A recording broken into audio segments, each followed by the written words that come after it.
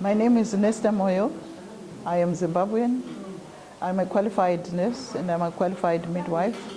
And I'm a qualified nurse midwife educator. And I'm also qualified in regulation. Ms. Moyo, how do you see your meeting with the President of the General Healthcare Council? I find it very encouraging. It was really motivating because he was very encouraging. The fact that he came was already very encouraging. And when we spoke to him, he was most encouraging because he pledged to support the Nurses and Midwives Council in all its activities. And he pledged to support this work and to help to make it go through the process, the system, so that at least it can be implemented soon. So that was very, very encouraging. And when he came this afternoon, he made it even more encouraging and motivating that he is going to support it and make sure that all the relevant channels are followed appropriately within a relatively short time. What are the programs that you will be conducting by this support of the United Nations Population Fund? We will be developing a midwifery regulatory set, which is easy to implement with a small number of people. We will be developing also an act of midwives and nurses to recognize the legal existence of midwifery and nursing in Libya, and an act which mandates the council to do its job as a governing body for midwives and nurses. Some of the activities will come once those documents have been accepted, because my vision is to see the Nurses and Midwives Council having received capacity building activities. First, for them to implement the regulation effectively across the whole of Libya, not only in the cities. And secondly, to make sure that they take on their governance role effectively. And after that, we developed some tools, and I can also see a need for capacity building for them to use those, to review those tools and use them for the registration and licensure of midwives and nurses, especially that there is already a registration system in place.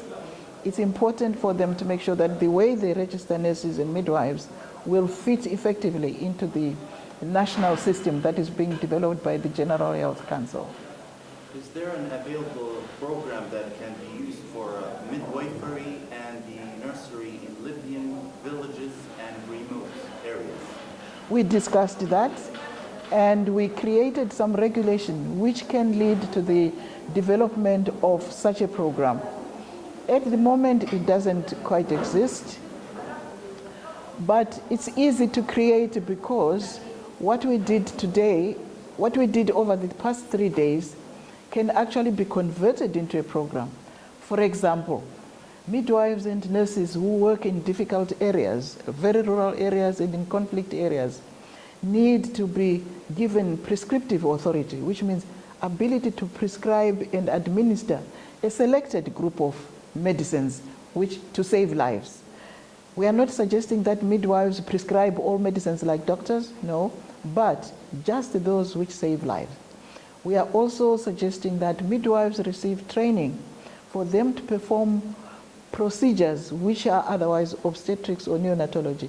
Because when they are working in the very rural areas and in conflict areas, there may be no other care provider. The midwife will be able to do all that, or the nurse will be able to do that. For them to be safe, to protect the public, they need to have a training on those procedures. That's to make sure that they are comfortable and competent in them. And what are the programs core that will help increase the proficiency of midwifery in Libya?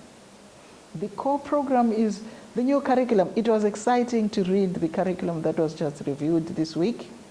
It has everything that all other midwives everywhere globally are being subjected to. But on top of that, it has material which makes it appropriate for Libya. So if that program is implemented effectively, then Libyan midwives will really be strong, and Libyan nurses will be really strong. Maybe what needs to be done now is orientation of the educators and the facilitators in the universities and the higher institutes so that they grasp the essence of the curriculum. And they also need to be oriented on the regulation, because then their teaching will be appropriate for the regulation and appropriate for the practice in Libya. Do you think that there will be a communication and cooperation with the General Healthcare Council in the future? From what I observed this week, there will be very strong cooperation and discussion between the Nurses and Midwives Council and the General Health Council, because the director himself says he will be there next to the Nurses and Midwives Council to make sure that what the council is trying to do succeeds. And I've also noticed that in everything that the council is doing, they are involving the General Health Council, including the syndicate of healthcare providers in Libya. So yes, there will be strong communication. That will be all. Thank you very much. Thank you. It was a privilege. And we're very lucky to have you. It was a big privilege to be in Libya, and I was very lucky to be asked to come here. Thank you. We must